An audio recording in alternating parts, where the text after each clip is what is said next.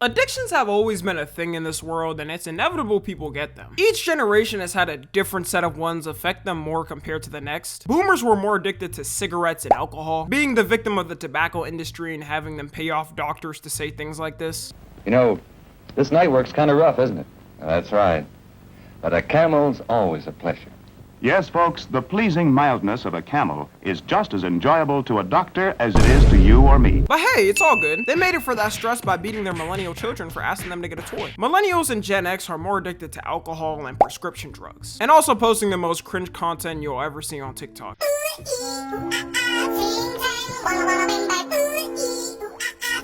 I guess that's what happens when you were the victim of the generation that would beat you just because. You know what? If they're having fun on their side of the internet, I'm happy for them. And of course we end up with the dump of all that, which is Gen Z. But I think we're kind of different because before you had to do a little more searching in the past generations to get that addiction. You know, like have the money to buy a cigarette or alcohol. But now because of the digital age, it's made it almost impossible for Gen Z to not have an addiction. The amount of people in Gen Z who just have an addiction casually and we act like it's normal is kinda insane. We were the first test group of the internet's effect on a younger generation, and now that everyone's on the internet 24/7, like 90% of people have an addiction because of the internet. So I want to talk about all the ones that are getting pushed and more amplified with us, I would say. And we could start off with food. Okay, food didn't start with us, and Gen Z isn't even the fattest generation, but because of online ads and social media ads, it's very easy to push. We haven't even paid attention to the thought of how many food delivery apps we have. Bro, growing up, I remember the most you could deliver to your house was a pizza. It would be late night, and if you were craving something and didn't want to drive to an actual physical location, your ass had to order some Domino's or Papa John's. I know it had to suck working at one of those places back then though, because the amount of prank calls that would go viral on YouTube of people just trolling them was astronomical. Like this channel Ownage Pranks used to go A1 back in the day. Bro would spout the most stereotypical racist accent to a worker and ruin their day. And you don't even need the delivery apps anymore. If you just download the fast food apps, they get it delivered for you. You know, you got your Chick-fil-A's, McDonald's, Taco Bell,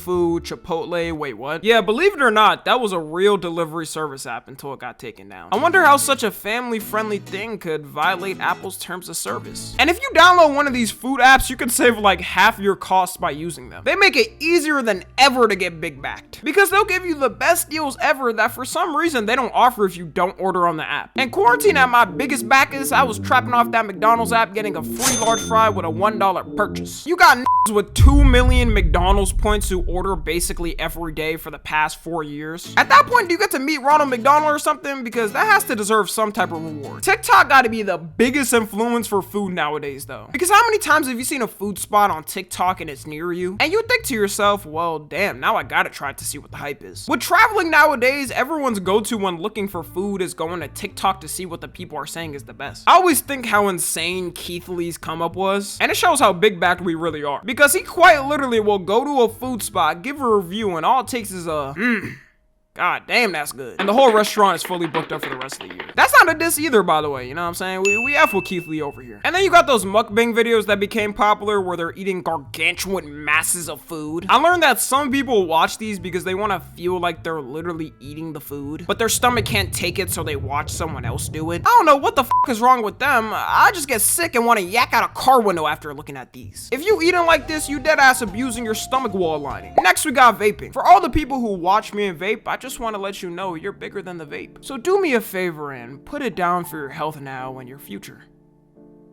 And pick up a cigarette like a real I always find it so insane that our generation was bombarded with PSAs about smoking and the harmful effects of it. Everyone ended up thinking we wouldn't be affected by it as much and be a much more healthy generation. Until they released flavors with the name Mango Cherry Freeze and Fortnite carts that no one knows the origin of to change minds instantly. I knew our generation was going to be the most addicted to it when I would walk in the school bathroom and casually see two in a stall with clouds of smoke coming out of it. And you'd have some dude on lookout paying attention to the sound of the jingling of keys to tell if a staff member was around or not. Then they start fumbling around and waving the smoke around to try to hide it. I didn't even know how bad it was at first though, until I found out kids in elementary school are doing it too. As a kid in elementary school, where the f are you getting the money to even afford that? Are you selling your rare Fortnite skins or something, then ordering them on on eBay. According to statistics, 3.5% of middle schoolers in America vape as well. Low-key, we gotta bring back those scary anti-smoking ads. Because I remember when I was a kid being terrified of the thought of smoking. They would show the diagram of a healthy lung versus smoker lung, and I would have nightmares for the rest of the week. And no, you can't quit at any time. If you're somebody that has to sit there and reason with your friends like you're making a deal on Wall Street that you can, then let me introduce you to the last stage of grief, acceptance. It's okay to accept the fact that the rest of your friends are gonna live amazing, willingful lives until 80, 90, or 100. And at 40, you're gonna drop randomly in your kitchen after those mango cherry freeze chemicals reach your heart. And weed smokers, where y'all going? Cause y'all ain't safe from this either. In general, I think out of a weed smoker and vape smoker, the weed smoker is usually more healthy. Mainly because the product doesn't have mysterious chemicals imported from a factory in Beijing. Nowadays though, they be lacing the hell out of that weed, so I don't even know about that anymore. You could be picking up what you think is some regular saw from your local dealer, and it ends up being laced with fent, raccoon,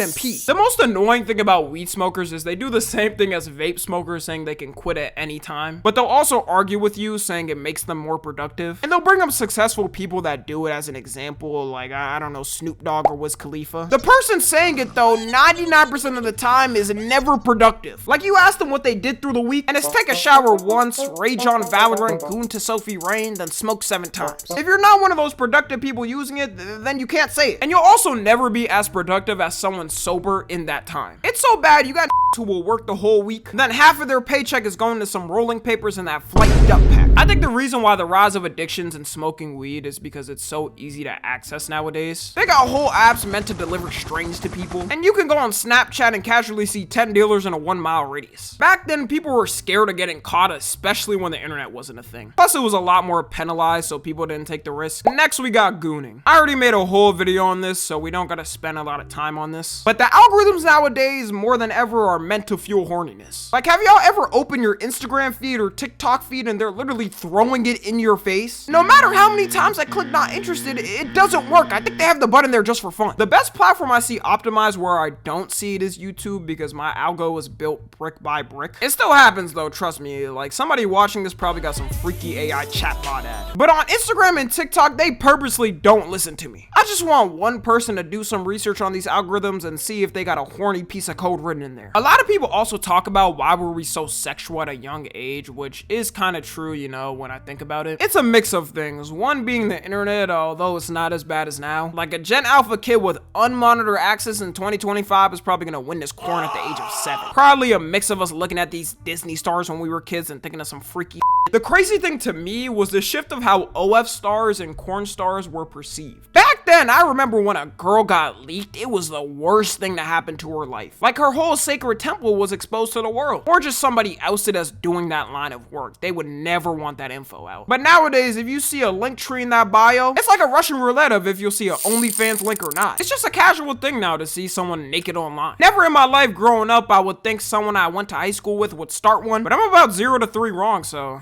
good thing I didn't put a bet on that. Oh, and speaking of bets, gambling is next. Parlays have by themselves ruined the financial dreams of millions of Gen Z. Because with parlays, it feels like you're not putting much up, and if you already hate your job or you're trying to make it out, you're gonna take the risk and throw in something you can lose, like $10 or $20. But that ends up adding up, and as you keep losing, you end up losing like half your week's salary over some stupid ass prediction. My opinion is sports gambling is way more of a problem for us than traditional gambling. Like, I feel like that was the problem more back then. Although we definitely got our addicts for that too. Kick as a platform is pretty much meant as a funnel to stake where you can play slots to your heart's desire. Sports betting wouldn't even be that bad if everyone doing it actually had the disposable income too. But there should be no reason your whole paycheck is going on a bet. And it's really hard to stop, because when you do get those wins, you always think you could get one potentially with another bet. And I don't know about y'all, but I've been getting a whole lot more of sports betting app ads a lot. It makes no sense too, because I live in Texas. I can't even gamble here. So why are they even pushing it here when it's banned? Like, it makes 0 sense to me. It's almost like they know people can use VPNs to do it anyways. And they be giving some crazy ass bonuses just for you to join and make a single bet. Like, who wouldn't take a free $100 to bet for just a tiny risk of forever being indebted to the app and watching every single one of the 500 bets you made in the past week? Just a tiny risk though. The sports betting industry growth is so insane when you look at the chart. Just 7 years ago, it was only $209 million, and now it's around $4 to $6 billion. If this ain't an indication of a recession, then I don't know what is. People's doing anything to get money. I guarantee there's some dads out there risking their paycheck and if their kids get to eat, just to see if the bet will hit of LeBron getting over 40 points in a game. Next, we got caffeine. And it's time to be open and honest, y'all. This is probably the thing I match closest with. My excuse is, though, I only take pre-workout on days I work out, which is 5 days in a week. Not really a good excuse, though, but trust me, I can quit anytime. I just need a little powder sprinkled in my toothpaste to get my bones jolting. Caffeine addiction is probably the easiest one to get because when you're tired in a day and need a little boost, it's one of the few legal substances you can take to boost your energy. Sadly, they banned the original Coke formula, but I've heard there's ways to get around it. It also doesn't help that on TikTok, people will post their favorite coffee recipes or drink they got at Starbucks. Then people run to the store to get the exact same one to see what the hype is about. Everybody all of a sudden also started drinking matcha and making matcha everything. Matcha coffees, matcha pancakes, matcha noodles. A couple of years ago, would have seen something like this and fried you on the internet for even having it. But now all you gotta do is post a trying matcha noodles on TikTok and people will love it just because it's matcha. Where the did all this matcha talk come from though? Like, matcha is cool to me, but how did they get to the point where we're facing potential global shortages of it because everyone's having it? Also, having energy drinks is more commonplace now. Like, I remember in the past, if you told someone you was drinking energy drinks, they thought you were cooked, providing for 4 different families on a 1-man salary while getting 4 hours of sleep. Every company now, for some reason, has their own line of energy drinks. Like, who is deadass drinking the Toxic Waste energy drink and the Sonic the Hedgehog energy drink? Actually, that last one might not be too bad. Might need to have me a grab it. I think caffeine addiction is also rising too because a lot more people are sleep deprived nowadays. It's a blessing for real if you can get 8 full hours of sleep in this time. So when people are tired, they say, why not? Let me just get 1 energy drink for the day. There is a very big risk with it though, and we can't forget. Energy drinks have only been getting used a lot more in the past 2 decades, so we still don't have long-term studies on their effects. And there's even tragic cases about it, like the case of Katie Donnell. Katie Donnell was a 28-year-old teacher and fitness enthusiast, and she always tried to live a healthy lifestyle and had a lot of caffeine through the day as one of the things. She would have 3 energy drinks a day and a caffeine supplement on top of that before going to the gym. And by the way, the recommended max amount of caffeine you're supposed to have in a day is 400 milligrams. Depending on how much caffeine those drinks had, she could have been having like 2x or 3x the daily limit. But even if they were smaller amounts, I think we can all agree that just the sound of having 3 energy drinks a day is insane. And in 2021, Katie had a heart attack and had to be put in the hospital, where 10 days later, she sadly passed away from the effects of it. So if you're near having 3 drinks a day, it might be time to reconsider how many you're having. The best schedule for people that do want to have caffeine is 5 days a week with at least 2 days off it. The more you have it, the more tolerant you get to it. So it's always better to have a little reset just so the effects still hit. It's also a problem too that kids are now starting to have energy drinks. When Prime released its energy drinks, there was parents complaining that their kids were having them and it was causing problems. I don't know what type of stress these is even going through to be having energy drinks. I only started drinking them after having some adult type responsibilities. Before 18, I wasn't having them. And once again, parents strike again at not monitoring their kids because how do they even get access to these energy drinks? Since I said I only have them when I work out, we might as well throw gym in there as an addiction. Some of y'all might think it's odd that gym is here, but if you see how fitness social media is now, you know how bad it can get. There's been a lot more of a rise in gym influencers since 2020. I'm glad the gym is becoming way more popular though, because in general, it's good for everyone's health. But the lengths some people take to look like some of the influencers online is unbelievable. It's universally known now that a lot of influencers online straight up use performance enhancing drugs to look the best. One of the biggest known cases I would say is The Rock. Everyone knows for his physique at his age, it's almost impossible for him to look like this without taking some type of performance enhancing drug. He always denies it and says he doesn't use them, which no one believes. Because when your job is to look the best, a lot of these influencers and celebs feel like they have no choice but to take them to keep up with everyone. And people in the gym community point out all the time who may be fake or real. One of the biggest gym influencers on YouTube's job is literally predicting from years of experience what influencer or celeb transformation is real or fake. But even if the influencers doing it are natural, it's never good to compare yourself because their entire job is meant to look good. Like, they can spend hours at a time in the gym every day to look like that. Meanwhile, the average person usually gets out of school or work and can have 1 or 2 hours max. And it leads to people thinking they have to take the same drugs those influencers are taking. Nowadays, there's people who will show their journey through taking steroids or testosterone casually. I guess it's kinda good they're being being honest, but like, can you imagine people did this for any other drug? Imagine a meth addict showing their journey of taking it through the years. And the people taking these drugs are getting younger and younger because they look up to these guys, ruining their whole body before it even got time to fully develop. It's okay to accept the fact that you probably won't reach their level, and if you do, it'll just take you significantly longer, which is fine. Like, bro, you got decades of your life to reach that type of build if you want to. You don't gotta rush it when you're young. And the reality is, you probably won't even want to keep up with that type of physique because it'll be too much work. The last category we got, which 90% of my audience will relate to, is unemployment. Unemployment is the new cool lifestyle that everyone's getting into. I'm 34. 34? Okay, what do you do?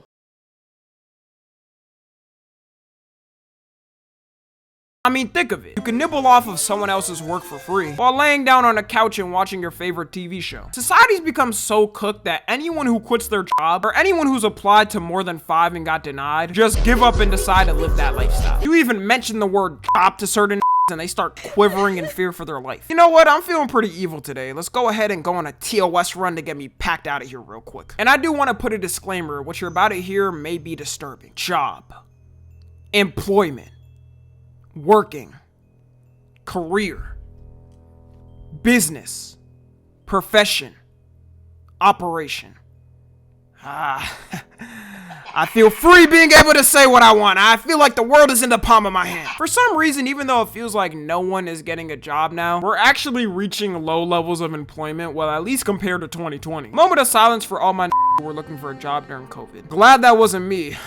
Because God knows where I would be right now. The thing that's doomed Gen Z is as soon as finally started to get their degrees and get ready for the real world, AI had to advance at levels we never thought possible. I might have to make a video on just this alone. Man, we all thought AI would take jobs like fast food and have robots flipping burgers, but that's it. Now you got AI that can code entire websites for free. You got AI that automatically run YouTube channels and generate them unlimited money. And for us, it was a big rush of people getting STEM degrees because everyone was saying that was the speed run to get a 6-figure job. It's great to know that all those degrees are completely useless now that those jobs are taken by AI. So no wonder everyone's giving up and are embracing their unemployment. And when GTA 6 drops, mark my words, will quit their jobs just to have time to play this once-in-a-lifetime game. I'm truly scared for the job market in that moment. Hospitals are gonna be empty from doctors and nurses trying to finish the GTA 6 storyline. So anyways, that's about it. If you don't align close to any of the things I mentioned, then congrats, you're one of the special ones. Follow me on Twitter, Instagram, and TikTok. As always, I love you guys consensually. And until next time, I'm out.